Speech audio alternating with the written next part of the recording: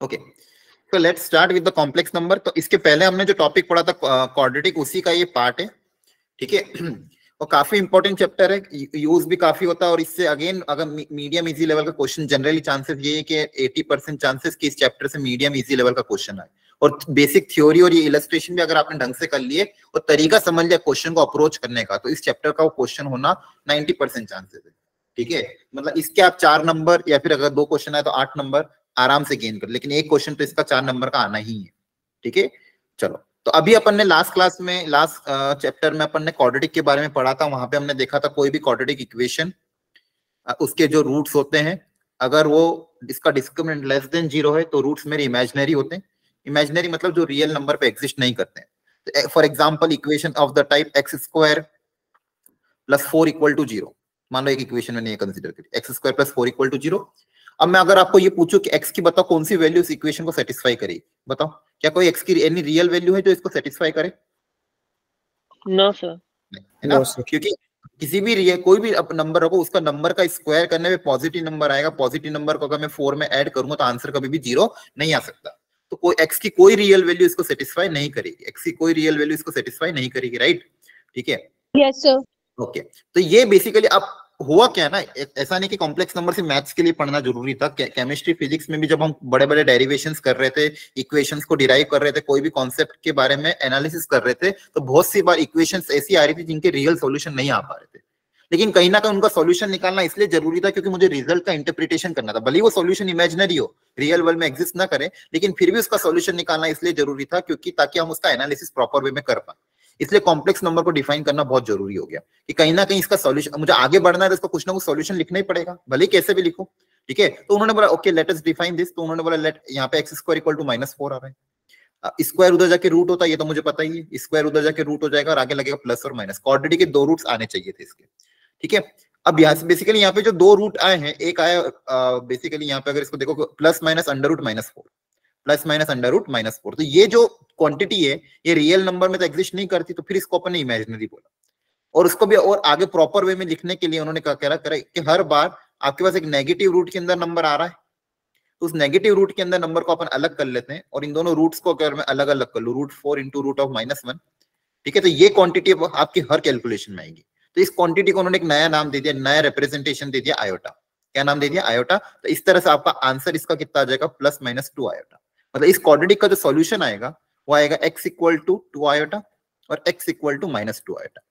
तो यहाँ पे जो हमने सॉल्यूशन निकाला है, कैसा निकाला? Imaginary solution. कैसा निकाला बच्चों? Imaginary solution. क्या ये बात समझ में आ रही है?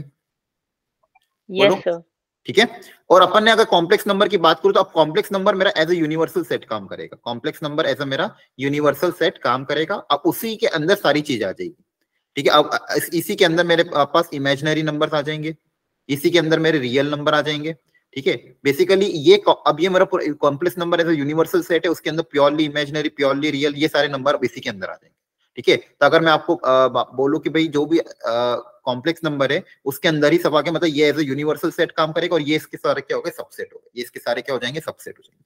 तो यहाँ से कॉम्प्लेक्स नंबर का स्टार्ट हुआ। क्या यहाँ तक समझ में आया सबको? Yes sir. ठीक है। तो सिलेबस की बात करें तो सिलेबस में आपका देखो क्या क्या है जिसको हम आज पढ़ने वाले हैं। Complex number as an ordered pair of reals, representation of the complex number in the form of a plus iota b in the plane, Argand diagram, algebra of the complex number, modulus and argument of the complex number, ये है। Square root और triangular inequality ये इस बार हट गई है, ठीक है, बाकी सारा आपको है। Okay, let's move forward.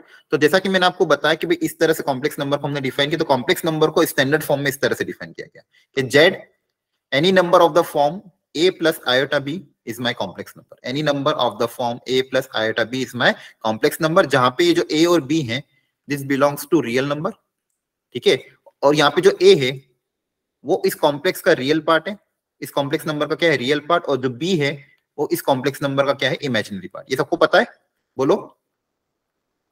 Yes sir. ठीक है, बताते जाना, ठीक है, फटाफट, ताकि अपन जल्दी जल्दी आगे बढ़ते जाए। जैसे मान लो मैंने एग्जांपल है 2 + 3 आयोटा, क्या ये कॉम्प्लेक्स नंबर है? Yes sir. हाँ। अब इसको मान लो प्लेन में प्लॉट करना, जैसे अपन किसी भी नंबर को 2D, किसी भी कोऑर्डिनेट्स को 2D में, किसी भी पॉइंट को कोऑर्डिनेट में प्लॉट करते हैं, वैसे यहाँ पे भी मेरे पास जो आर्गन प्लेन बनाया उसमें मैंने इसको रियल एक्सिस ले लिया, इसको मैंने इमेजिनरी एक्सिस, वहां पे जैसे एक्स वाई लेते थे, यहाँ पे एक एक्सिस मेरी रियल एक्सिस हो गई, दूसरी एक्सिस मेरी इमेजिनरी एक्सिस हो गई। तो अगर मैं अब बात करूं जेड इक्वल टू 3+2 आयोटा, तो इसका जो रियल पार्ट है वो है 2, तो रियल पार्ट में कितना जाना है 2 जाना है, इमेजिनरी पार्ट में 3 जाना है। ठीक है, तो रियल और इमेजिनरी मिला के ये जो पॉइंट होगा, ये पॉइंट मेरा रिप्रेजेंट करे इस कॉम्प्लेक्स नंबर जेड को। ठीक है, तो जो जेड कॉम्प्लेक्स नंबर, जो भी अपन कॉम्प्लेक्स नंबर पढ़ेंगे वो which this represent a point in this Argand plane, इसी को हम क्या बोलते हैं, आर्गन प्लेन बोलते हैं। ठीक है, और जितने भी कॉम्प्लेक्स नंबर आप पढ़ोगे वो सबके सब इस पूरे प्लेन में क्या रिप्रेजेंट करेंगे, पॉइंट को रिप्रेजेंट करेंगे। क्या रिप्रेजेंट करेंगे, पॉइंट को। तो अगर मैं आपको ये बताऊं कि मान लो एक को दूसरा कॉम्प्लेक्स नंबर लिया Z2 इक्वल टू 5, क्या ये कॉम्प्लेक्स नंबर है? No sir. बताओ। Z2 इक्वल टू 5, अब देखो मैंने अभी यहाँ पे क्या सिखाया था, Z equal to A plus iota B where A and B are what, real number. अब रियल Yes, नंबर sir. कुछ भी हो सकता है ना, जीरो भी आ सकता है कि नहीं आ सकता है? Yes, sir. तो A और B की वजह से जीरो भी हो सकती है। तो यहाँ पे Z इक्वल टू 5, तो इसको आप क्या लिखोगे, 5 प्लस 0 आयोटा, 0 आयो। Yes, sir. है ना। तो ये भी क्या है, एक तरह का कॉम्प्लेक्स नंबर जिसका रियल पार्ट है 5 और इमेजिनरी पार्ट है 0, तो ये यहाँ पे लाई करेगा। ठीक है, अब अभी मैंने बताया भी था कि जितने भी रियल नंबर होते हैं वो जितने भी प्योरली इमेजिनरी, सब के सब किसके अंदर आएंगे, कॉम्प्लेक्स नंबर के आएंगे। तो कॉम्प्लेक्स नंबर मेरा बेसिकली मेजर सेट हो जाएगा, उसी के सबसेट क्या होंगे, रियल नंबर। उसका रियल नंबर का सबसेट आपको पता ही क्या होता है, रैशनल इरेशनल है ना, फिर उसका इंटीजर, फिर उसका नेचुरल नंबर, फिर उसका होल, इस तरह whole number, natural number and so on. ठीक है, तो यहाँ पे Z इक्वल टू 5 ये भी एक कॉम्प्लेक्स नंबर, और कहाँ पे लाई करेगा, रियल एक्सिस पे। अब मान लो एक और कॉम्प्लेक्स नंबर ले लेते Z3 इक्वल टू 4 आयोटा, क्या ये भी कॉम्प्लेक्स नंबर है? Yes sir. हाँ Yes, sir. हो गया। और Z3 कहाँ पे लगेगा, 4 आयोटा, मतलब आपकी इमेजिनरी एक्सिस पे यहाँ पे लाई करेगा। कितना है, 4, इमेजिनरी एक्सिस पे कितना पार्ट है, 4 पार्ट है। क्या ये बात समझ में आ रही है? Yes, sir. ठीक है, तो ये आपका कॉम्प्लेक्स Yes, नंबर हो गया Z3, ये आपका कॉम्प्लेक्स नंबर हो गया Z3। Okay, very good. तो इस तरह से इस कॉम्प्लेक्स नंबर को इंट्रोड्यूस किया और कैसे इसको आर्गन प्लेन में रिप्रेजेंट करना ये भी हमने सीखा। अब एक एक करके इसकी सारी चीजें पढ़ेंगे। तो सबसे पहले तो इस आयोटा के साथ डील कर लेते हैं कि आयोटा आखिर है क्या और उसकी प्रॉपर्टीज क्या क्या है, उसके बाद हम बाकी चीजें देखेंगे। हम पहले सबसे पहले सारी थ्योरी कवर करते जा रहे हैं, जिसको भी नहीं समझ में आए, कोई डाउट हो तो प्लीज अनम्यूट करके पूछ लेना। अब आयोटा को हमने डिफाइन किया, अंडर रूट ऑफ -1 को आयोटा डिफाइन किया। अब जैसे आयोटा आपने डिफाइन किया अंडर रूट -1, ठीक है, तो अगर आयोटा को स्क्वायर कर देंगे तो कितना आएगा, -1. -1. हाँ, अब मान लो इसमें दोनों तरफ आयोटा से मैं मल्टीप्लाई कर दूं, तो दोनों तरफ आयोटा से मल्टीप्लाई कर दो तो इधर आयोटा क्यूब बन जाएगा, इधर क्या बनेगा, -i बन जाएगा. Minus iota. Very good. वापस से एक बार अगर आयोटा से मल्टीप्लाई कर दो, इधर आयोटा की पावर 4 बन जाएगा, इधर क्या बनेगा, माइनस आयोटा का स्क्वायर, और माइनस आयोटा का स्क्वायर कितना हो जाएगा, 1 प्लस बन जाएगा. तो यहाँ से क्या प्रॉपर्टी, यहाँ से जो एक प्रॉपर्टी हमको देखनी वो ये देखनी कि आयोटा की पावर 4 या फिर 4n जितनी भी पावर, उसका आंसर हमेशा कितना आएगा, 1 आएगा। आयोटा की पावर 4n कितना आएगा, 1। आयोटा की पावर 4n प्लस 1, अगर दोनों तरफ अगेन आयोटा से मल्टीप्लाई कर देंगे तो ये वापस कितना आएगा, आयोटा। आयोटा की पावर 4n प्लस 2, वापस आयोटा से मल्टीप्लाई कर दोगे तो कितना आ जाएगा, आयोटा स्क्वायर। आयोटा की पावर 4n प्लस 3, वापस कितना आ जाएगा, आयोटा की power cube, that is minus iota, sorry iota का क्यूब कितना हो जाएगा, माइनस आयोटा। आएगा. अच्छा ये आयोटा, एक मिनट रुको, आयोटा स्क्वायर है ना, आयोटा स्क्वायर कितना हो जाएगा, -1, आयोटा का स्क्वायर कितना हो जाएगा, -1, और ये हो जाएगा माइनस आयोटा। ठीक है, तो बेसिकली अब वापस आगे जाओ, 4n प्लस 4, 4n प्लस 4 तो मतलब वापस 4n आ गया, है ना, ये साइकिल रिपीट होती जाएगी आगे। क्लियर है सबको? Yes, Yes, sir. sir. कभी भी आयोटा की हायर पावर पूछे, कभी भी आयोटा की कोई भी हायर पावर पूछे तो आप क्या करो, 4 से डिवाइड कर दो। 4 से डिवाइड करने के बाद देखो रिमाइंडर क्या आ रहा है, रिमाइंडर 0 आ रहा तो आंसर 1 आ जाएगा। रिमाइंडर अगर 1 आ रहा है तो आंसर आयोटा आ जाएगा, रिमाइंडर 2 आ रहा है तो आंसर -1 आ जाएगा, रिमाइंडर अगर 3 आया तो आंसर माइनस आयोटा आ जाएगा। तो ये बाय हार्ट याद कर लेना। जैसे आयोटा की पावर 187 है, और 187 के बारे में मुझे देखना है, तो 187 को अपन क्या करें, 4 से डिवाइड कर दें। 4 से divide. तो 4 से डिवाइड करोगे तो कितना बचेगा, यहाँ पे 27, यहाँ पे 4 से डिवाइड करोगे तो 24, रिमाइंडर कितना बच रहा है, 3 बच रहा है। Yes, sir. तो इसका आंसर क्या आएगा, रिमाइंडर 3 बच रहा है तो इसको क्या, minus iota. Minus iota. Very good. मतलब आयोटा की कोई भी हायर पावर हो उसको अपन, उसका आंसर हमेशा अपन इन 4 चीजों में ब्रेक करेंगे, या तो उसका आंसर 1 आएगा, या तो -1 आएगा, या तो आयोटा आएगा, तो माइनस आयोटा आएगा, इन चारों में से कोई एक आंसर आएगा। Is it clear? Yes, sir. ठीक है, अब इससे रिलेटेड बहुत अच्छी अच्छी प्रॉपर्टीज है जो हमको समझनी है और जिनको यूज भी करना है। अब जैसे यहाँ पे एक और ऑब्जर्वेशन क्या किया गया, इन चारों का एडिशन, इन चारों को अगर आप ऐड कर दो, आयोटा की पावर 4n, आयोटा की पावर 4n प्लस 1, आयोटा की पावर 4n प्लस 2, आयोटा की पावर 4n प्लस 3, तो बताओ इन चारों का एडिशन कितना आएगा बच्चों। देखो आरएचएस पार्ट देखो, आरएचएस में चारों को ऐड करो, बताओ कितना आएगा। RHS में जो चार चीजें उनको ऐड करने पे कितना आएगा? 0 आएगा। 0 आएगा। 0 आएगा कि नहीं आएगा? आया ना? Yes, sir. तो बेसिकली बहुत अच्छी प्रॉपर्टी हो क्या कि 4n पावर में 4n 4n + 1 4n + 2 4n + 3 basically ये चार कंसेक्यूटिव पावर है, एक करके एक कंसेक्यूटिव है ना? Yes, sir. आयोटा की चार कंसेक्यूटिव पावर का सम हमेशा कितना आएगा? 0 आएगा। जिस कोई भी रैंडम ले लो, आयोटा की पावर मान लो 17, आयोटा की पावर 18, आयोटा की पावर 19 और आयोटा की पावर 20। डायरेक्ट देख के आंसर क्या बताओगे? 0. 0।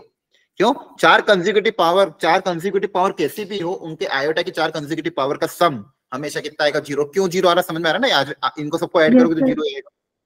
सबको क्लियर है ये सब यहाँ तक? Sir Yes, sir. आयोटा की कैसी भी हायर पावर पूछे उसको 4 से डिवाइड कर दो, देखो रिमाइंडर कितना आ रहा है, रिमाइंडर के हिसाब से आप जज कर लेना कि कौन सा आंसर आएगा। ठीक है, तो हायर पावर को इस तरह से हमको डील करना था। ये पूरा आयोटा के बारे में अपन ऐसे करें, पहले मैं पूरी थ्योरी कवर कर दूं, उसके बाद क्वेश्चंस करें डायरेक्ट, कि चलेगा Yes, ऐसा? sir. ठीक है, बस कंसेंट्रेट होकर सुनते जाना।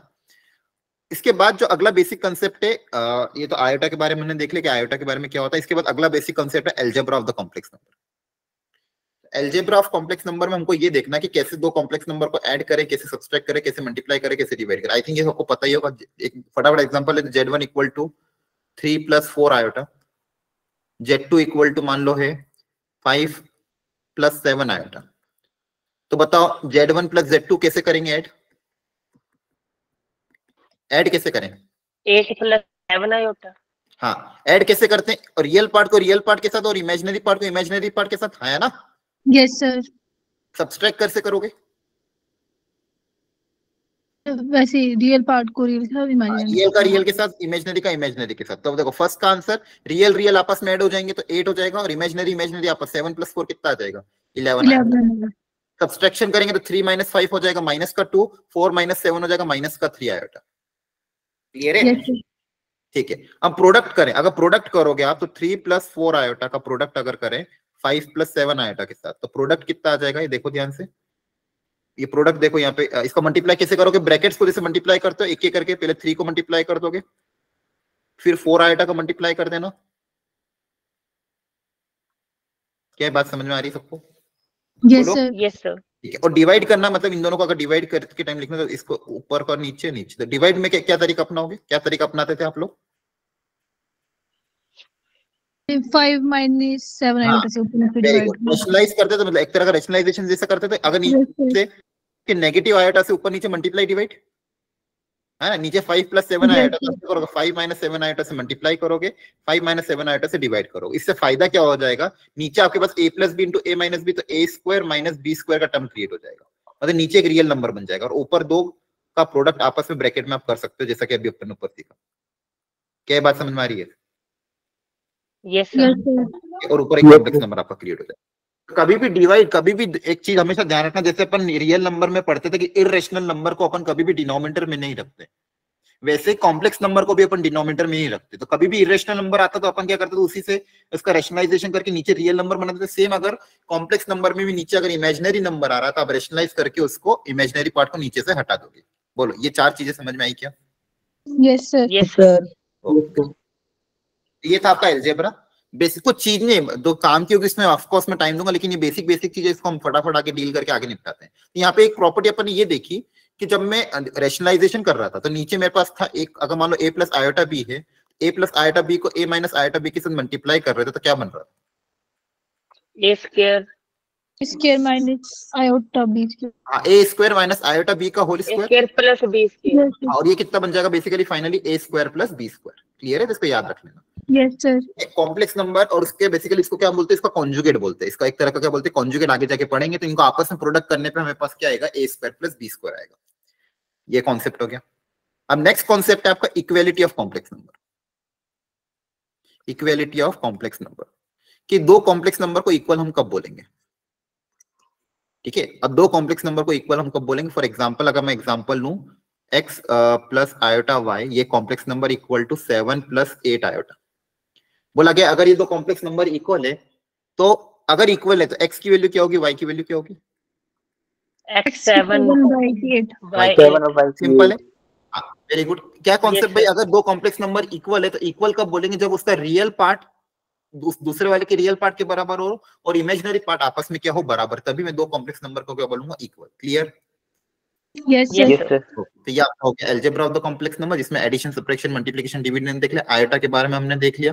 ठीक है, नाउ नेक्स्ट इंपॉर्टेंट प्रॉपर्टी होती है कुछ छोटी छोटी बेसिक, कि अगर कोई कॉम्प्लेक्स नंबर है z, again example taking 3 + 4 iota, तो मैंने एक चीज अभी ये सीखी है कि सर इसको हम अगर आर्गन प्लेन में रिप्रेजेंट करें, ये उसमें मेरी ये रियल एक्सिस हो जाएगी, ये मेरी इमेजिनरी एक्सिस हो जाएगी, तो ये कॉम्प्लेक्स नंबर इस प्लेन में क्या रिप्रेजेंट करेगा? ये कॉम्प्लेक्स नंबर इस प्लेन में क्या रिप्रेजेंट करेगा? एक पॉइंट को, हाँ है ना? Yes, sir. Yes, sir. मैंने बताया था ना, ये कॉम्प्लेक्स नंबर इस प्लेन में क्या रिप्रेजेंट करेगा? एक पॉइंट को। तो ये 3 हो जाएगा, इसका रियल पार्ट 3, इसका इमेजिनरी पार्ट 4 है, हाँ है ना? बोलो। Yes, sir. Yes, sir. अब इससे रिलेटेड मुझे 3 चीजें पढ़नी है। पहली चीज कि modulus of complex number z क्या होता है। सेकंड मुझे पढ़ना है argument of the complex number, और थर्ड चीज मुझे पढ़ना है इसका कॉन्जुगेट। ठीक है, सबसे पहले मॉड्यूलस के बारे में। मॉड्यूलस को किस तरह से डिफाइन किया, ये बाय डिफॉल्ट डेफिनेशन है, इसी तरह से डिफाइन किया गया कि अगर इस कॉम्प्लेक्स नंबर पॉइंट को अगर आप ओरिजिन से जोड़ दो, ओरिजिन को जोड़ने के बाद ये जो डिस्टेंस होगा, ये जो डिस्टेंस होगा, यही आपका क्या हो जाएगा, मॉड्यूलस ऑफ द जेड, और इसको हम डिनोट करेंगे मॉड जेड से। ये डिस्टेंस ही आपका क्या हो जाएगा, मॉड्यूलस ऑफ जेड। तो अगर इसको मैं जनरलाइज फॉर्म में लिखना चाहूं, तो अगर मैंने जनरल एक कॉम्प्लेक्स नंबर ले लिया, मान लो a + आयोटा b, जनरल एक कॉम्प्लेक्स नंबर कंसीडर किया, let us consider a + iota b, तो यहाँ पे मेरा ये हो जाएगा a, ये पॉइंट हो जाएगा मेरा b। तो आप मुझे बता सकते हो कि ये जो ओz डिस्टेंस होगा, मॉड्यूलस ऑफ जेड, ये कितना आ जाएगा? √a² + b²। हाँ, √a² + b²। तो इसी तरह से आपको किसी भी कॉम्प्लेक्स नंबर का मैग्नीट्यूड निकालना है, फिर मॉड्यूलस निकालना, जैसे वेक्टर्स में करते थे ना, सेम काम जैसे वेक्टर में करते वैसे √a² + b²। क्या ये बात समझ में आई? Yes, sir. ठीक है, नेक्स्ट कॉन्सेप्ट है आर्ग्यूमेंट। आर्ग्यूमेंट मतलब क्या होता है कि भाई रियल एक्सिस के साथ, ध्यान सुनना, positive direction of real axis के साथ वो जो ये जो कॉम्प्लेक्स नंबर है z, ये ओz जो लाइन है, ये एंटी क्लॉकवाइज में जो एंगल बनाती है थीटा, वही मेरा क्या हो जाता है, argument of the z. Theta, theta ही मेरा क्या है, आर्ग्यूमेंट ऑफ जेड। और इस थीटा की वैल्यू क्या आएगी, तो यहां से अगर मैं बात करूं tan थीटा निकालने की, तो tan थीटा कितना आ जाएगा, perpendicular upon base, Yes, sir. है ना? तो जैसे थीटा की वैल्यू मेरे पास क्या जाएगी, tan inverse b by a, Yes, sir. tan inverse of b by a। तो ये मेरा हो जाएगा आर्ग्यूमेंट ऑफ द जेड। तो आर्ग्यूमेंट किस तरह से डिफाइन किया गया है, positive direction of real axis के साथ एंटी क्लॉकवाइज में जो एंगल बनता है वो होता है आर्ग्यूमेंट। तो अभी बेसिक पढ़ा है, इसके बारे में डिटेल अभी और जानेंगे अपन, इनकी प्रॉपर्टीज वगैरह बहुत सारा आगे डिटेल में पढ़ेंगे, अभी बेसिक सुनते जाओ। कॉन्जुगेट, कॉन्जुगेट मतलब अगर कोई कॉम्प्लेक्स नंबर जेड है a + आयोटा b, तो इसका अगर इमेजिनरी पार्ट का साइन चेंज कर दें, इमेजिनरी पार्ट का अगर आप साइन चेंज कर दोगे तो वो आ जाएगा आपका जेड कॉन्जुगेट। इसको हम जेड बार से डिनोट करेंगे। तो अगर जेड है a + आयोटा b, तो उसका कॉन्जुगेट क्या हो जाएगा, a - आयोटा b। ठीक है, a - आयोटा b। तो ये 3 बेसिक चीजें हमको दिमाग में रखनी थी। यहाँ तक कोई doubt? No, No, sir. sir. ठीक है, अब इसमें थोड़ा बहुत बेसिक और हमको ये देखना है कि जैसे अपन सर्कल स्ट्रेट लाइन में अपने देखा था, किसी भी चीज को अपन पैरामेट्रिक कोऑर्डिनेट में कन्वर्ट करते हैं, वैसे भी यहाँ पे भी इसमें एक पोलर फॉर्म रिप्रेजेंटेशन हमको करना है कि कॉम्प्लेक्स नंबर को एक तो आप रिप्रेजेंट कर ही रहे हो वैसे a + आयोटा b के टर्म्स में, इसको किसी और फॉर्मेट में किसी और पैरामीटर के टर्म्स में भी रिप्रेजेंट करके दिखाओ, मतलब r और थीटा के टर्म्स में, इसके टर्म्स में रिप्रेजेंट करके दिखाओ, r और थीटा के टर्म्स में। तो r और थीटा के टर्म्स में कैसे रिप्रेजेंट करना है वो सीखते हैं।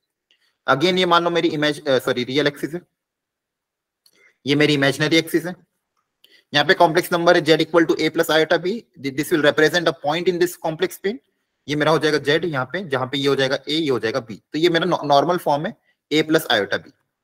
अब इसी नॉर्मल फॉर्म को मुझे पोलर फॉर्म में कन्वर्ट करना है, तो यहाँ पे मैं लिख रहा हूँ पोलर फॉर्म, और एक और इसका नाम दे गया यूलर फॉर्म, साइंटिस्ट के नाम पे। ये बहुत इंपॉर्टेंट है, बहुत काम आएगा अपन को, इसको ध्यान समझना है। तो किसी और पैरामीटर के टर्म्स में, यहाँ पे पैरामीटर में ले रहा हूँ r और theta, again r is my modulus and theta is the argument. तो r और थीटा के टर्म्स में इस कॉम्प्लेक्स नंबर को रिप्रेजेंट करना। तो r और थीटा के टर्म्स में अगर रिप्रेजेंट करना, तो r का अलोंग द थीटा ये कंपोनेंट कितना हो जाएगा बताओ? a cos theta. r cos theta, Yes, sir. हाँ, sorry, r cos। और ये कितना हो जाएगा? r sin theta. मतलब कहने का मतलब ये कि जो कॉम्प्लेक्स नंबर में पहले a था, a की जगह क्या रिप्लेस हो जाएगा, r cos थीटा, और b की जगह क्या रिप्लेस हो जाएगा, r sin थीटा, है ना? Yes sir. Yes, sir. Complex number को आप क्या लिखोगे, r cos theta plus iota sine theta, r common ले लेंगे तो cos theta plus iota sine theta, और इसी को हम बोलते हैं polar form of the complex number. Is it clear? Yes, sir. बोलो। Yes, where sir. आर, यहाँ पे दो इंपॉर्टेंट चीज ध्यान रखने वाली ये कि where r is the modulus of complex number and theta is the argument of complex number. बोलो, समझ आया? Yes sir. ठीक है सर। एक और साइंटिस्ट है, उन्होंने जो सीरीज एक्सपेंशन हम करते थे, अगर आपको ध्यान हो, शायद आपने सीरीज एक्सपेंशन कहाँ पे यूज किया होगा, लिमिट्स में यूज किया होगा, sin x का एक्सपेंशन, cos x का एक्सपेंशन, e की पावर x का Yes, sir. Expansion, log of 1 plus x का एक्सपेंशन। तो उसी एक्सपेंशन की मदद से ये जो cos theta plus 1 plus sin theta की वैल्यू है, इसको लिखने का एक और तरीका निकाला, e की पावर आयता थीटा। ठीक है, तो cos थीटा प्लस आयता sin थीटा को लिखने का एक और तरीका क्या है, e की पावर आयता थीटा। ये भी एक साइंटिस्ट ने बोला। तो कॉम्प्लेक्स नंबर z को रिप्रेजेंट करने के हमने तीन तरीके सीख लिए, एक normal a plus iota b, दूसरा z equal to r cos theta plus iota r sin theta, where r is under root of a और b के टर्म्स में under root of a square plus b square, and theta is tan inverse b by a, first quadrant में है। तो clear है? Yes Yes, sir. sir. ये ध्यान रखना आपको, बहुत इंपॉर्टेंट है, z को पोलर फॉर्म में रिप्रेजेंट करना आपको आना चाहिए। अब इसके लिए आर्ग्यूमेंट ऑफ जो z है ना, उसके बारे में थोड़ा सा और डिटेल देख लेते हैं कि आर्ग्यूमेंट ऑफ z अगर अलग अलग क्वाड्रेंट में मेरा कॉम्प्लेक्स नंबर हुआ तो क्या क्या होगा। तो अगर फर्स्ट क्वाड्रेंट में अगर कॉम्प्लेक्स नंबर है तो ये जो एक्यूट एंगल अल्फा बना रहा है यही मेरा आर्ग्यूमेंट के बराबर होगा। अगर सेकंड क्वाड्रेंट में कॉम्प्लेक्स नंबर है, ठीक है, सेकंड क्वाड्रेंट में अगर कॉम्प्लेक्स नंबर है, मतलब रियल पार्ट नेगेटिव हो, इमेजिनरी पार्ट पॉजिटिव हो, और ये जो एक्यूट एंगल है ये अगेन मान लो alpha, acute angle first quadrant वाला जो एंगल वो अल्फा है, तो यहाँ पे आर्ग्यूमेंट क्या आएगा, अगेन क्या होता है आर्ग्यूमेंट, पॉजिटिव डायरेक्शन के साथ एंटी पाई क्लॉकवाइज, माइनस अल्फा हो जाएगा। ये वाला ये थीटा होता है मेरा, तो ये थीटा यहाँ पे क्या हो जाएगा, पाई माइनस अल्फा हो जाएगा। Yes sir. तो सेकंड क्वाड्रेंट में कभी भी कॉम्प्लेक्स नंबर अगर सेकंड क्वाड्रेंट में हुआ तो उस केस में उसका आर्ग्यूमेंट क्या आएगा, पाई माइनस थीटा अल्फा, जहां पे अल्फा क्या है बच्चों, फर्स्ट क्वाड्रेंट का एंगल है ना, यस सर। फर्स्ट क्वाड्रेंट का एक्यूट एंगल, ध्यान रखना फर्स्ट क्वाड्रेंट का एक्यूट एंगल। तो कभी भी कोई भी कॉम्प्लेक्स नंबर अगर दें तो फर्स्ट क्वाड्रेंट में एक्यूट एंगल कैसे निकालोगे, तो मान लो कोई भी कॉम्प्लेक्स नंबर है general a plus iota b, अभी किधर भी हो सकता है, यहाँ पे a भी पॉजिटिव नेगेटिव कैसे भी हो सकते हैं, तो अल्फा निकालने का आसान तरीका क्या है, tan इनवर्स और क्या लगा दोगे, मॉड, फर्स्ट क्वाड्रेंट के लिए दोनों के यहाँ पे क्या लगा दोगे, मॉड b बाई। तो ये क्या हो जाएगा, फर्स्ट क्वाड्रेंट का एंगल अल्फा। क्लियर है? Yes sir. Yes, sir. Alpha निकालना सबसे अल्फा निकालना है कभी भी तो आप क्या करोगे, tan inverse mod b by a कर देना। मॉड लगाने का तरीका क्यों, क्योंकि फर्स्ट क्वाड्रेंट के हिसाब से, अब फर्स्ट क्वाड्रेंट के हिसाब से चारों चीजें अपन निकालेंगे। तो फर्स्ट क्वाड्रेंट में एंगल हुआ तो डायरेक्टली थीटा और अल्फा के बराबर होगा। सेकंड क्वाड्रेंट में अगर कॉम्प्लेक्स नंबर है तो argument of Z that is theta कितना किसके बराबर होगा, पाई माइनस अल्फा के बराबर। क्या ये समझ में आया? Yes sir. Yes, sir. अब यहाँ पे जनरली जो हमारा कन्वेंशन होता है वो माइनस पाई से पाई रहता है। ट्रिग्नोमेट्री में हम क्या लेते हैं, 0 से 2 पाई, तो 0 से 2 पाई लेते हैं, तो फर्स्ट में थीटा, सेकंड में पाई माइनस थीटा, थर्ड में पाई प्लस थीटा, फोर्थ में 2 पाई माइनस थीटा लेते हैं। लेकिन यहाँ पे माइनस पाई से पाई है, तो पहले दो क्वाड्रेंट में तो एंटी क्लॉकवाइज जाएंगे, बचे हुए दो क्वाड्रेंट में नीचे वाले में क्लॉकवाइज जाएंगे। मतलब अगर फोर्थ में हुआ तो फोर्थ में मैं इस तरह से एंगल जाऊंगा, तो ये मेरा थीटा हो जाएगा, ये मेरा क्या हो जाएगा, थीटा, और थीटा की वैल्यू इस बार किसके बराबर आएगी, माइनस अल्फा के बराबर। एंटी क्लॉकवाइज में एंगल नेगेटिव लेते हैं, हाँ है ना? Yes sir. Yes, sir. अगर फोर्थ क्वाड्रेंट में हुआ तो आर्ग्यूमेंट ऑफ जेड किसके बराबर आएगा, माइनस अल्फा के बराबर। अगर फोर्थ में हुआ कॉम्प्लेक्स नंबर तो आर्ग्यूमेंट किसके बराबर आएगा, माइनस ऑफ अल्फा के बराबर, where alpha is again the angle of the first quadrant.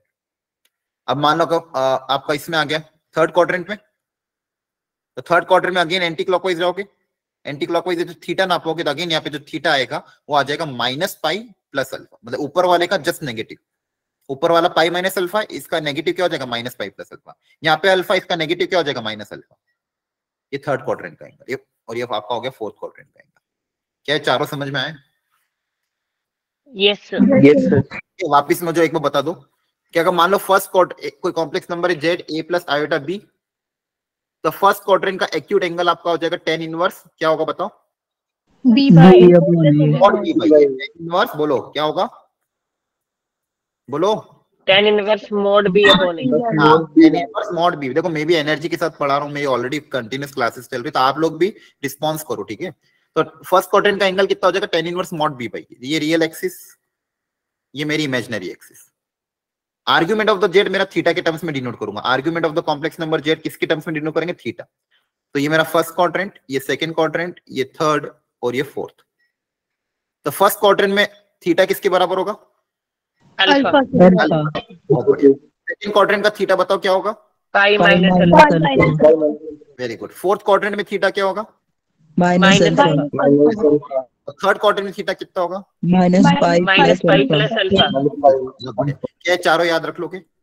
Yes sir. Yes sir. Great great great. अब अगर ये कॉन्सेप्ट आपने सीख लिया, अब एक चीज हमको सीखनी है कि भाई नॉर्मल फॉर्म से पोलर फॉर्म में कैसे इसको कन्वर्ट किया जाए। नॉर्मल फॉर्म से पोलर फॉर्म में कैसे कन्वर्ट किया जाए, इसके लिए एक एग्जांपल ले लेते हैं। कोई भी एक छोटा सा एग्जांपल, जैसे मान लो मैंने ले लिया √3 माइनस आयोटा। ये कॉम्प्लेक्स नंबर है, convert into polar form. Question में बोला कन्वर्ट इनटू पोलर फॉर्म। तो पोलर फॉर्म में कन्वर्ट करना है तो दो चीजें चाहिए। क्या क्या चाहिए बताओ? आर कोस थीटा और आर और थीटा ना। क्या क्या चाहिए? Yes, ये sir. आर चाहिए और थीटा चाहिए, है ना? Yes sir. Yes sir. तो सबसे पहले आर निकाल लेते हैं।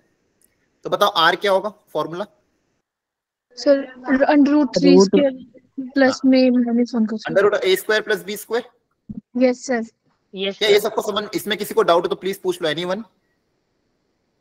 नो इसमें सर। किसी को डाउट है क्या? आर √a² + b², ए आपका √3, बी आपका -1 है। रियल पार्ट √3 है, इमेजिनरी पार्ट -1 है। तो ये कितना आ जाएगा? 2 आएगा। जाएगा। ये स्टेप 1 हो गया। सेकेंड स्टेप में आप निकालोगे क्या? Argument. Argument of the complex number that is theta. कौन से क्वाड्रेंट में है कॉम्प्लेक्स नंबर? बताओ। z equal to √3 minus iota कौन से क्वाड्रेंट में? Real positive, imaginary negative. तो रियल पॉजिटिव, इमेजिनरी नेगेटिव, तो कौन सा क्वाड्रेंट आएगा? फोर्थ आएगा। तो फोर्थ क्वाड्रेंट में थीटा किसके बराबर होता है? माइनस अल्फा के बराबर। Minus alpha. माइनस अल्फा के बराबर। तो अब अल्फा निकालते हैं। अल्फा निकालने के लिए formula tan inverse modulus b upon a। Mod b by A. Very good. tan inverse mod b by A. tan inverse mod b कितना है? -1 a कितना है? √3। तो बेसिकली ये हो जाएगा tan इनवर्स 1/√3। Yes sir. 1/√3 कौन से एंगल पे आता है? π/6 पे। π/6 पे। तो आपका आर्ग्यूमेंट कितना आ जाएगा? देयर थीटा कितना आ जाएगा? -π/6। -π/6। क्या यहां तक समझ में आया? Yes sir. अब बस फाइनल स्टेप क्या है? क्या हो जाएगा? z को लिखने का तरीका r cos theta plus iota sin theta. Yes sir. कैसे लिखोगे complex number? r cos theta plus iota sin theta, मतलब ये हो जाएगा r मतलब 2 cos -π/6 प्लस आयोटा sin -π/6। क्या ये सबको समझ में आया? Yes sir. तो यूलर फॉर्म में अगर लिखना हो तो क्या लिखेंगे? e की पावर r इंटू e की पावर आयोटा थीटा। थीटा की जगह कितना आ जाएगा? -π/6।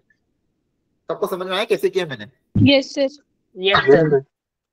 ठीक है, एक छोटा सा एग्जांपल आप करके दिखा दो जल्दी से। -1 माइनस √3 आयोटा, इसको पोलर फॉर्म में कन्वर्ट करो।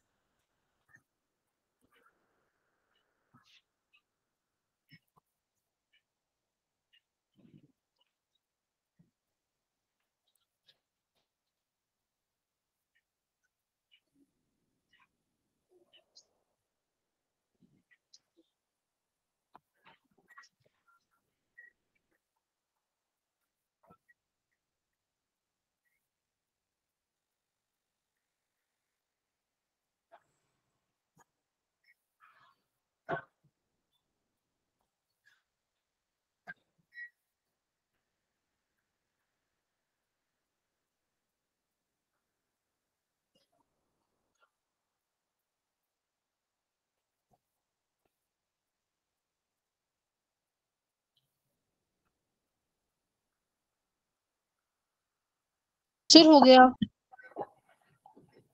हो गया? Yes sir. ठीक है।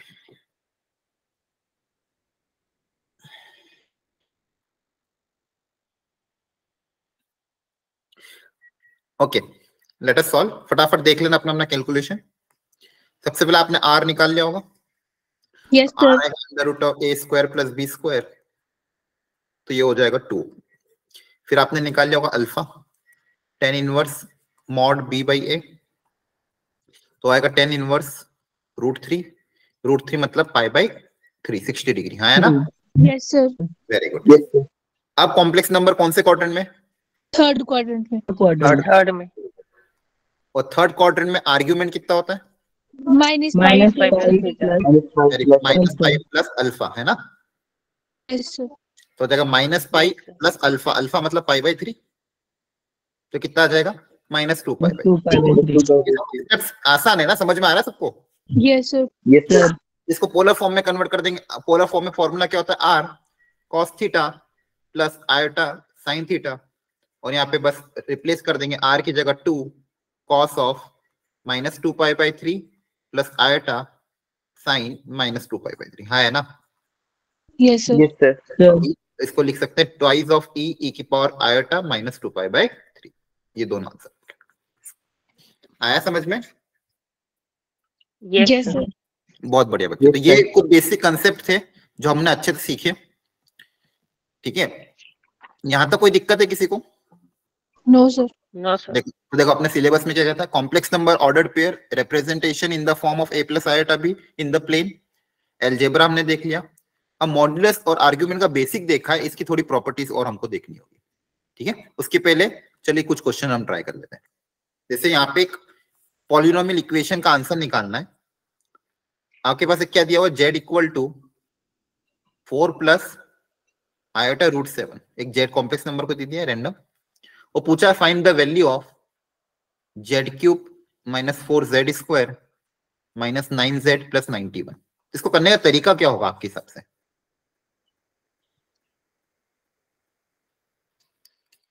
बोलो। z दिया है और इसकी वैल्यू पूछी है। जेड की वैल्यू पुट करके। एक तो z की वैल्यू पुट करो, तो क्यूब कैसे करोगे? a³ plus b³ formula. हाँ, a प्लस बी का होल क्यूब लगाओगे, स्क्वायर करने के लिए a प्लस बी के होल स्क्वायर का फॉर्मूला लगाओगे, वैल्यू निकालोगे, आंसर आ जाएगा। वो तरीका बिल्कुल सही है, लेकिन थोड़ा सा लेंदी जाएगा, ठीक है ना? Yes sir. Yes sir. एक मैं आसान तरीका सिखा रहा हूँ, थोड़ा ध्यान समझना। उसमें थोड़ा सा कैलकुलेशन कम होगा, लेकिन दिमाग थोड़ा सा एक्स्ट्रा लगेगा, लेकिन टाइम सेविंग है। एक बार देखो कैसे करेंगे। मैं क्या कर रहा हूँ कि यहाँ पे है, तो यहाँ पे मैं इस 4 को उधर ले गया और आयोटा को अलग बना दिया, आयोटा को अकेला रख दिया। ये स्टेप समझ में आई? Yes yes sir. सर। है ना? अब ये आयोटा हटाने के लिए मैं दोनों तरफ स्क्वायरिंग कर रहा हूँ, तो दोनों तरफ स्क्वायरिंग करोगे, यहाँ पे बनेगा आयोटा 7 का होल स्क्वायर, और इस स्क्वायरिंग को ओपन करेंगे तो a माइनस बी का होल स्क्वायर क्या हो जाएगा? a² -2ab प्लस b² equal to iota √7, iota का स्क्वायर बताओ कितना होगा? -7। -7। ओके, तो यहाँ से मेरे पास एक रिजल्ट क्या है कि z² -8z और ये -7 इसके साथ ऐड होगा तो कितना हो जाएगा? 23 इक्वल टू 0, है ना? क्लियर है? यस मतलब ये जो एक्सप्रेशन है z² -8z + 23, इस एक्सप्रेशन की वैल्यू 0 के बराबर आ रही है। अब मैं क्या करूंगा, यहाँ पे मेरे पास क्यूबिक गिवन है ना, तो मैं ये वाला एक्सप्रेशन इसके अंदर क्रिएट करूंगा, और जहां पे भी ये वाला टर्म आएगा उसकी जगह क्या लिख देंगे अपन? 0 लिख देंगे, तो कैलकुलेशन मेरी क्या हो जाएगी? आसान हो जाएगी, है ना? Yes sir. यस। अब देखो कैसे क्रिएट कर रहा हूँ, ध्यान से देखना। यहाँ पे z³ था, तो मैंने सबसे पहले इसको लिखा z, यहाँ पे z तो रखा ही, और इस पूरी टर्म को वापस लिख दिया। उस पूरी टर्म को क्या लिख दिया? ऐसा कैसे वापस लिख दिया, ताकि जो एक्स्ट्रा क्रिएट होगा उसको मैं सब्सट्रैक्ट कर दूंगा। जो भी एक्स्ट्रा टर्म क्रिएट होगा उसको हम क्या कर देंगे? सब्सट्रैक्ट कर देंगे। यहाँ पे इसको मैंने पूरा ऐसा कैसे लिख दिया। अब इस एक्सप्रेशन, मेरे पास तो ओरिजिनल क्वेश्चन ये था, मुझे यही चाहिए, तो देख लेते क्या क्या एक्स्ट्रा क्रिएट हुआ। अब देखो ध्यान से, ये अंदर जब मल्टीप्लाई होगा तो z इंटू z³ हो जाएगा, है ना? Yes sir. वो तो ऑलरेडी है अपने पास, कोई दिक्कत नहीं। अगला टर्म क्या बनेगा यहाँ पे? -8z²। Yes sir. यस। लेकिन मेरे पास क्वेश्चन में क्या था? माइनस का 4z था, तो मुझे क्या करना पड़ा? -8 से प्लस -4, 4z कर लो। वेरी गुड, प्लस 4z² करना पड़ेगा, यस सर। ताकि ये वापिस वैसे ही बन जाए। और एक्स्ट्रा क्या क्रिएट होगा? 23z, है ना? लेकिन क्वेश्चन में मुझे क्या 9z है, माइनस का 9z है, तो 23 से -9 कैसा आएगा? 32z। -32 सब करना पड़ेगा, है ना? देखो 23 से 9 जाना, तो 23 में से 32 सब्सट्रैक्ट कर दोगे तो -9 आ जाएगा। अरे यस सर। है ना? ये -9 लिख दिया, और कांस्टेंट टर्म तो आएगा ही नहीं, तो वो कांस्टेंट टर्म ऐसा कैसा? यहाँ तक समझ में आया? Yes sir. Yes sir. ठीक है, यस सर। Very good. तो अब देखो इससे फायदा क्या हुआ मेरे पास, ये जो व्हाइट कलर का लिखा हुआ है इसकी वैल्यू क्या है? 0। 0। तो इससे ये पूरा जीरो में चला जाएगा, तो क्वेश्चन में बचा हुआ ये भी जीरो में हो गया, तो बचेगा क्या मेरे पास? सिर्फ वो नीचे वाला हिस्सा। Yes sir. Yes sir. अब अगेन वापिस से कोशिश करते इसको क्रिएट करने की। देखो ध्यान से, यहाँ से 4 कॉमन ले ले। Yes sir. Yes sir. तो 4 कॉमन लेने के बाद इसी चीज को वापस लिख दे रहा हूं मैं, क्योंकि मुझे इसी को क्रिएट करना है, तो इसको पूरा लिख दो, फिर जो भी एक्स्ट्रा होगा उसको सब ऐड सब्सट्रैक्ट कर देंगे, क्योंकि ये तो अपन को चाहिए ही, है ना? Yes sir. Yes sir. अब बताओ कि देखो 4z स्क्वायर बनेगा तो वो तो है मेरे पास, 32z बनेगा वो भी है मेरे पास, और एक्स्ट्रा में क्या आएगा? 23 इंटू 4 करोगे तो कितना होगा? 92। Yes sir. लेकिन मेरे पास क्या था? 91 था। तो 92 से 91 कैसे आएगा? -1। -1 कर देंगे। तो देखो इसी चीज को मैंने इसको बेसिकली इसको सिंप्लीफाई करोगे तो यही तो आएगा, दोनों सेम ही तो है। Yes sir. Yes sir. हाँ, अब तो बेसिकली अगेन इसकी वैल्यू क्या हो जाएगी? 0। बोलो।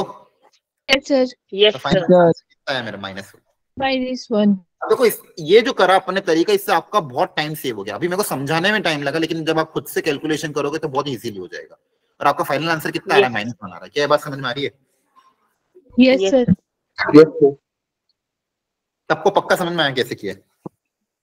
पक्का सर। ठीक है, चलो।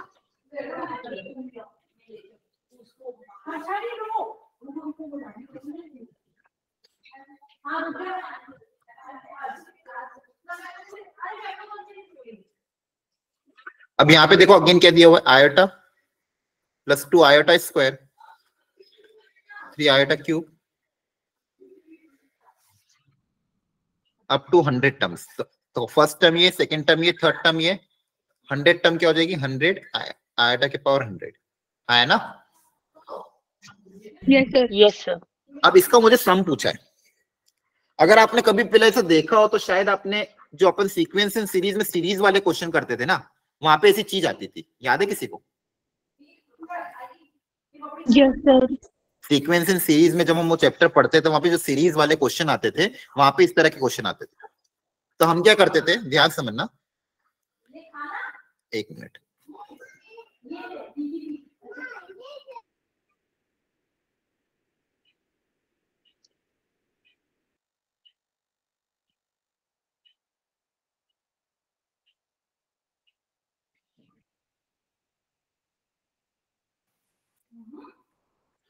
हाँ हेलो, आवाज आ रही सबको?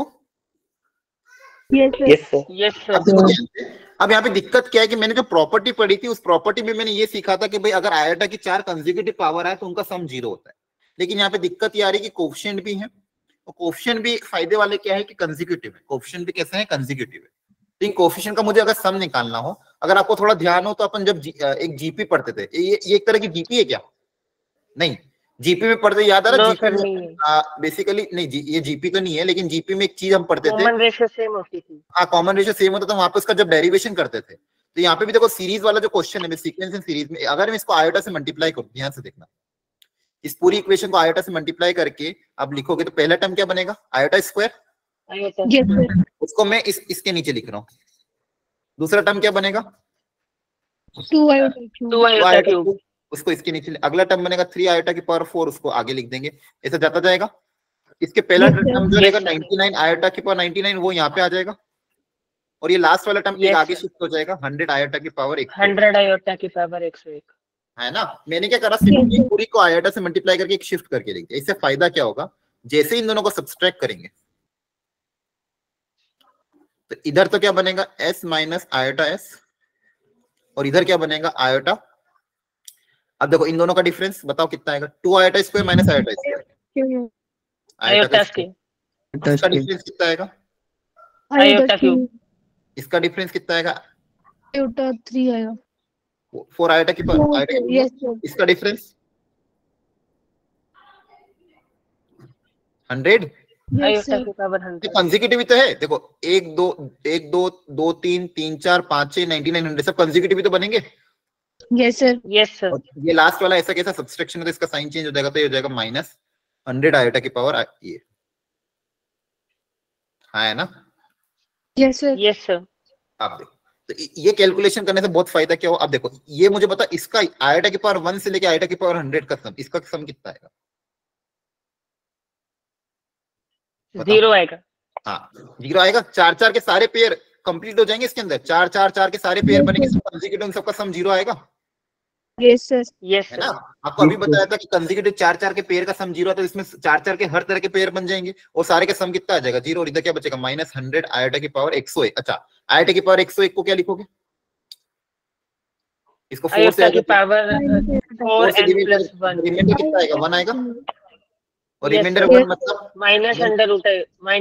-√1। हाँ, मतलब आयोटा बचेगा। रिमाइंडर 1 मतलब आयोटा ना, यस सर। रिमाइंडर 1 मतलब आयोटा, तो आयोटा की पावर 101 को अपन आयोटा ही लिख सकते हैं। Yes yes sir. सर।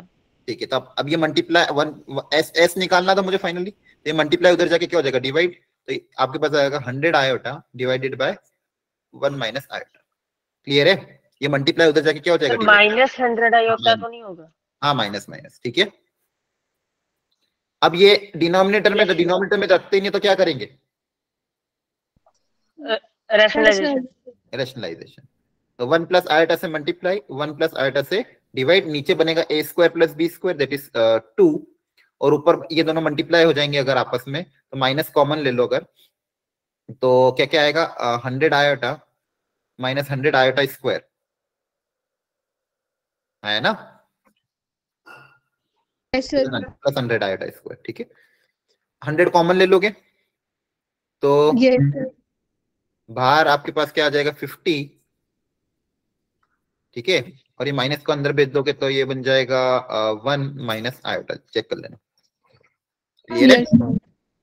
तो कहने का मतलब है कि दो प्रॉपर्टीज का यूज हुआ और दूसरा अपना सिंप्लीफिकेशन ऑफ द सीरीज का यूज, कंसेक्यूटिव था तो उसी से मल्टीप्लाई करके एक शिफ्ट करके सब्सट्रैक्ट कर दिया, काम बन गया, हाँ है ना? Yes sir. Yes sir. ये सारे इलस्ट्रेशन इनको बस अभी समझते जाओ, फिर घर पे जाके आपको बहुत सारे क्वेश्चंस में दूंगा, उनको ट्राई करना। अब इसको पढ़ लो एक बार ध्यान से, क्या दिया हुआ है यहाँ पे। सर एक बार पिछला क्वेश्चन समझाना थोड़ा। कहाँ से समझूं बताओ? लास्ट स्टेप हुई। लास्ट स्टेप में मैंने कुछ नहीं किया, सबसे पहले तो इसको आयोटा से मल्टीप्लाई करके शिफ्ट किया तो ये टर्म आ गई। अब यहाँ पे चारों कंसेक्यूटिव है, तो 4 4 के कंसेक्यूटिव जितने बनेंगे पेयर, उन सबका सम कितना हो जाएगा? 0, है ना? और यहाँ पे एक्स्ट्रा क्या बन गए? आयोटा की पावर 101, तो ये यहाँ पे लिख दिया। अब 101 को अपन कैसे लिखते हैं? पावर 4 को डिवाइड कर, 4 से डिवाइड करो तो रिमाइंडर 1 आएगा, तो ये 4n + 1 टाइप का है, तो बेसिकली ये बनेगा आयोटा, तो इसकी जगह मैं आयोटा लिख दूंगा, तो ये आयोटा लिख दिया। अब ये s निकालना था, यहाँ पे इन दोनों को सब्सट्रैक्ट किया तो s कॉमन लेके 1 माइनस आयोटा बचा। ये मल्टीप्लाई उधर जाके क्या हो जाएगा? डिवाइड। अब डिवाइड में अपन रखने, अपन क्या कर दिया? रैशनलाइज। रैशनलाइज आप करके कैलकुलेशन कर सकते हो, है ना? यस सर, समझ आएगा। नेक्स्ट कॉम्प्लेक्स नंबर देख लो फटाफट। जेड क्या दिया हुआ है इसके बारे में क्वेश्चन में बोला प्योरली इमेजिनरी, तो इस क्वेश्चन को कैसे सॉल्व करोगे? प्योरली इमेजिनरी का मतलब क्या होगा? सर इमेजिनरी पार्ट देखिए। मतलब किसी कॉम्प्लेक्स नंबर को प्योरली इमेजिनरी कब बोलते हैं? जैसे अगर मान लो कॉन्सेप्ट क्या है यहाँ पे, पहले वो समझते हैं। रियल पार्ट 0 होगा। हाँ, कोई कॉम्प्लेक्स नंबर है, मान लो a + आयोटा b, अगर मैं बोलता हूं if z is purely imaginary, इसका मतलब क्या हो? आप क्या इंटरप्रेट करोगे? a = 0। हाँ, प्योरली इमेजिनरी मतलब इसका रियल पार्ट क्या होगा? 0। और मैं बोलता हूँ अगर z इज प्योरली रियल, इसका मतलब आप क्या इंटरप्रेट b करोगे? = 0। b = 0। इसका जो प्योरली रियल है अगर, तो इमेजिनरी पार्ट क्या हो जाएगा? 0। रियल का मतलब b = 0। क्या है बात समझ में आई? Yes sir. है ना? तो प्योरली इमेजिनरी है तो रियल पार्ट 0, प्योरली इमेजिनरी है तो रियल पार्ट 0, प्योरली रियल है तो इमेजिनरी पार्ट 0, हाँ है ना? यस सबसे सर। पहले उसकी स्टैंडर्ड फॉर्मूले में कन्वर्ट करना पड़ेगा, a + आयोटा b के टर्म्स में, तो कैसे कन्वर्ट करें? रैशनलाइजेशन करना पड़ेगा। तो ऊपर 1 + 2 आयोटा sin थीटा से मल्टीप्लाई, 1 + 2 आयोटा sin थीटा से डिवाइड, नीचे again a + b * a - b बनेगा, जो कि मुझे पता है a² + b² होता है ना? Yes sir. ठीक है, ध्यान रखना आयोटा के टर्म्स में यूं generally a + b a - b a² - b² होता है, लेकिन यहाँ पे आयोटा इसलिए वो माइनस तो क्या हो जाएगा? प्लस हो जाएगा, है ना? Yes, a sir. Plus iota b Yes, और sir. A minus iota b का जो प्रोडक्ट आएगा, यूं generally a plus b a minus b square होता है, लेकिन यहाँ पे आयोटा स्क्वायर की जगह क्या हो जाएगा, ए स्क्वायर प्लस बी स्क्वायर, क्योंकि आयोटा स्क्वायर माइनस 1। ऊपर आपस में इन सबको मल्टीप्लाई करो, दोनों ब्रैकेट्स आपस में मल्टीप्लाई होंगे तो क्या क्या क्रिएट हो जाएगा, 2 क्रिएट होगा। यहाँ से बनेगा 4 आयोटा, यहाँ से बनेगा 3, तो 4 + 3 7, और इन दोनों को मल्टीप्लाई करोगे तो 6 sine square theta, iota square minus 1 हो जाएगा। अगर यहाँ पे अगर आप देखोगे इसको a प्लस आयोटा बी के टर्म्स में, तो रियल पार्ट में क्या क्या आ जाएगा, रियल पार्ट में आपके पास आएगा ये, और डिवाइड वाला ये रियल पार्ट आ गया, और आयोटा के साथ क्या आएगा, देखो ध्यान से, क्या मैंने सही लिखा है? यस बोलो। Sir, Yes, yes sir. Sir, हाँ, Yes, sir. हमेशा कभी भी कोई कॉम्प्लेक्स नंबर किसी भी फॉर्मेट में, अजीब सी फॉर्मेट, तो उसको standard a plus iota b के टर्म्स में सबसे पहले कन्वर्ट कर दो। अब जो भी क्वेश्चन पूछा उसको अप्लाई कर दो। प्योरली इमेजिनरी है, इसका मतलब कौन जीरो होगा, 2 - 6 sin square theta. Real part. हाँ, ये रियल पार्ट इसका 0 के बराबर हो जाएगा। Yes sir, Yes, sir. ठीक है? सर। इसको जैसे 0 से इक्वेट करोगे आपके पास साइन थीटा आ जाएगा, देयर इज थीटा आ जाएगा। क्लियर है? Yes, sir. ओके, कर लेना आगे सॉल्व, अब तो कुछ बचा नहीं, थीटा ही निकालना था। कहने का मतलब ये था, सिंप्लीफाई किया, प्योरली इमेजिनरी मतलब रियल पार्ट 0। तो अब देखो 2016 में क्वेश्चन आया था, क्या ये बेसिक क्वेश्चन था कि नहीं था? Yes Yes, sir, sir. ठीक है, अगला 2019 में देखो, ध्यान से पढ़ लो एक बार। एक्स और वाई निकालना है, तो यहाँ पे कौन सा कॉन्सेप्ट है,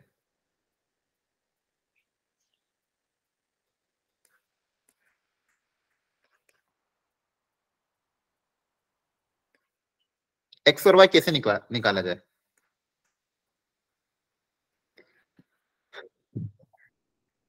बोलो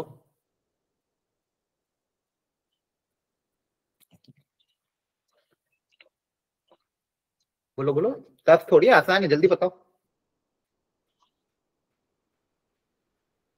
सर इसकी जो ये क्यूबिक इक्वेशन है, इसके इमेजिनरी और रियल पार्ट को इक्वेट कर देंगे एक्स हाँ और बस खत्म बात। Equality of the complex number पे क्वेश्चन है। सबसे पहले तो इस आरएचएस को सिंप्लीफाई करोगे, ए प्लस बी का होल क्यूब या फिर ए माइनस बी का होल क्यूब है ना। यस सर, ठीक है, Yes, तो sir. आरएचएस में अगर माइनस कॉमन ले लें और फिर ए प्लस बी का होल क्यूब अप्लाई करते हैं, तो ए प्लस बी का होल क्यूब आपको पता ही होगा, a cube plus b cube plus 3 a square b plus 3 a b square है ना। ठीक है, Yes, sir. यहाँ पे अगर अप्लाई कर देंगे तो ए क्यूब प्लस बी क्यूब मतलब आयोटा क्यूब करोगे तो अगेन कितना आ जाएगा, माइनस आयोटा, है ना। अरे बोलो, yes sir, Sir. A cube plus b cube minus 3ab, तो a इंटू बी इंटू 3 करोगे तो कितना आ जाएगा, 2 आयोटा, 3ab नहीं 3, हाँ 3ab 3a स्क्वायर बी, तो 3a स्क्वायर बी मतलब 4 आयोटा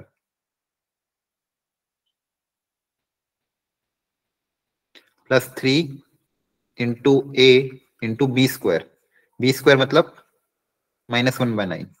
ठीक है, यस थ्री सर, थ्रीजा, तो बेसिकली आपके पास क्या बचेगा, minus of 8 minus iota by 27 plus 4 iota, और यहाँ पर बचेगा कितना, -2/3 इक्वल टू ये जो दिया हुआ है।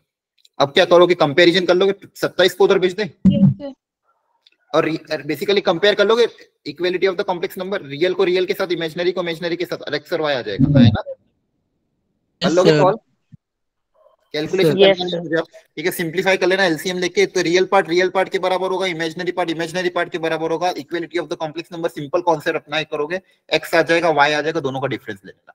अब ये भी एक तरह का बहुत आसान क्वेश्चन था, है ना। यस सर, तो Yes, ऐसा ही sir. कहने का मतलब, इस तरह के बेसिक एल्जेब्रिक क्वेश्चन अगर आते हैं तो ऐसे को छोड़ना नहीं आपको, जिस भी सेट में आ जाए, आपके सेट में आ जाए तो ऐसे को करके आना। आई बात समझ में सबको? Yes sir, Yes, sir. ठीक है, अब फटाफट, कितनी टाइम हो गया वैसे, अच्छा 5 मिनट ही बाकी है। ठीक है, तो यहाँ तक अपन ने पढ़ चुके हैं एक बार, चलो एक लास्ट ट्राई और कर लेते हैं ये वाला। एक चीज हमेशा ध्यान रखना, जब भी कॉम्प्लेक्स नंबर में हायर पावर आए, हम ट्राई क्या करेंगे, उसको पोलर फॉर्म में कन्वर्ट कर देंगे। किसमें कन्वर्ट कर दोगे, पोलर फॉर्म में, क्योंकि पोलर फॉर्म में हायर पावर को डील करना काफी आसान होता है। कैसे करेंगे, देखो ध्यान से। सबसे पहले यहाँ पे देखो पावर 5 है दोनों में, है ना। Yes sir, Yes, sir. तो मैं पहले इसको पोलर फॉर्म में कन्वर्ट कर दूंगा आर और थीटा के टर्म्स में। इसका मैग्नीट्यूड बताओ कितना आएगा, सर 1 आएगा। हाँ 1 आएगा। Under root of a square plus b square करोगे, है ना, Yes. कितना आ जाएगा? Yes, sir. तो मैग्नीट्यूड 1 मतलब R1 हो गया। इसका थीटा पता करो कितना आएगा।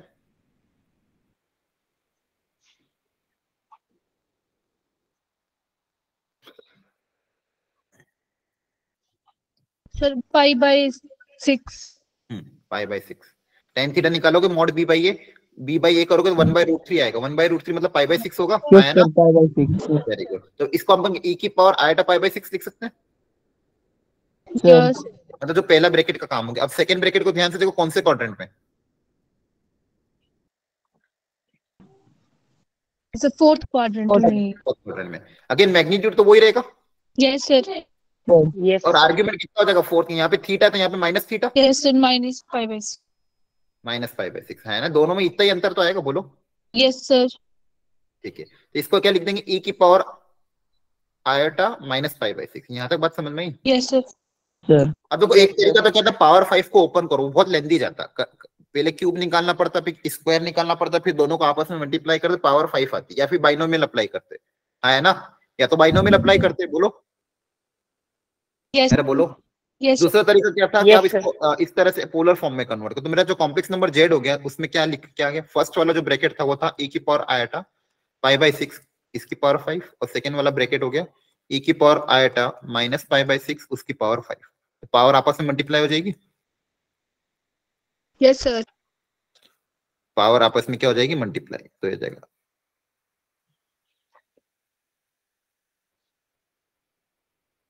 अब बस इसको ओपन कर दो। अच्छा, अपन ने e की पावर आयोटा थीटा कैसे डिफाइन किया था? e की पावर आयोटा थीटा क्या होता है? किसको डिफाइन किया था? इसका फॉर्म क्या होता पूरा खोल के? कॉस, बोलो। cos theta plus Cos theta plus iota sin theta. Theta sin theta. हाँ, इसी को तो e की पावर आयोटा थीटा बोला था, है ना? सर। Yes, ठीक है, sir. तो यहाँ पे थीटा की जगह बस रिप्लेस हो जाएगा। तो यहाँ पे कितना आ जाएगा? Cos 5π/6 plus iota sine 5π/6। और यहाँ पे भी सेम, अगला वाला बस थीटा की जगह कितना आ जाएगा? -5π/6 cos -5π/6 plus iota sine of -5/6। क्या है बात समझ में आई? Yes sir. अब देखो यहाँ फायदा, अब देखो यहाँ से कौन सी टर्म कैंसिल होगी? देखो आयोटा 5π/6 है, यहाँ पे आयोटा -5π/6 है, ये कैंसिल होगी, कॉस वाली कैंसिल होगी? वाली होगी Sin सर। वाली cancel. साइन वाली होगी ना? आपको पता ही है ना, ट्रिग्नोमेट्री में साइन ऑफ माइनस थीटा कितना होता है? Minus sin theta. Minus sin theta. Sine की केस में माइनस बाहर आ जाता है, तो माइनस बाहर होगा तो ये दोनों कैंसिल हो जाएंगे। Yes Yes, sir. sir. Cos में तो माइनस का कुछ फर्क नहीं पड़ता, तो क्या हो जाएगा? Twice of cos 5π/6। तो आपने बेसिकली क्या देखा, यहाँ पे सिर्फ रियल पार्ट पड़ता है, इमेजिनरी पार्ट इसका क्या हो गया? 0 हो गया। Yes, sir. आपका आंसर क्या आ जाएगा? इमेजिनरी 0, मतलब ऑप्शन बी। तो ध्यान से देखो, मैंने करने का तरीका क्या सीखा है कि जब भी हायर पावर आए उस केस में हम क्या करेंगे? एक्सपोनेंशियल या फिर यूलर फॉर्म में कन्वर्ट कर देंगे और फिर उसको कैलकुलेट करेंगे, तो कैलकुलेशन मेरी आसान आएगी, है ना? ध्यान रख लोगे? Yes, sir. ठीक है, क्या? चलो आज के लिए इतना ही रखते हैं। अगले लेक्चर में हम कॉन्जुगेट की प्रॉपर्टीज देखेंगे, मॉड्यूलस की प्रॉपर्टी देखेंगे, आर्ग्यूमेंट की प्रॉपर्टी देखेंगे और उसके क्वेश्चंस करेंगे, बस। और अब last cube root of unity है और आपका चैप्टर कंप्लीट हो जाएगा। मतलब 2 लेक्चर का ये था कॉम्प्लेक्स नंबर। ऐसे तो यूं पढ़ाने जाओ तो 6 लेक्चर लगते कम से कम, लेकिन हमको खैर जल्द अच्छे से अच्छा करना है, कम टाइम में ज्यादा अच्छे से करना है। तो हमने देखो एक लेक्चर में तो आज बेसिक थ्योरी कवर कर ली है ना? Yes sir. Yes, sir. बस, और बची हुई थ्योरी कल के लेक्चर में कवर हो जाएगी। क्लियर है सबको? Sir Yes, sir. ओके, ताकि कम टाइम में आपको मैक्सिमम चीजें भी कवर हो जाए और एग्जाम में अगर आप कॉम्प्लेक्स नंबर का क्वेश्चन आता है तो आप कॉन्फिडेंटली थोड़ा बहुत अटेम्प्ट कर ही पाओगे। अब कल की क्लास में आपको जब मैं 2023 के क्वेश्चन करूंगा, आप देखना आपसे सारे हो जाएंगे। क्लियर है सबको? Yes sir. तो Yes, sir. चलो bye, thank you, good night, take care. Good night sir.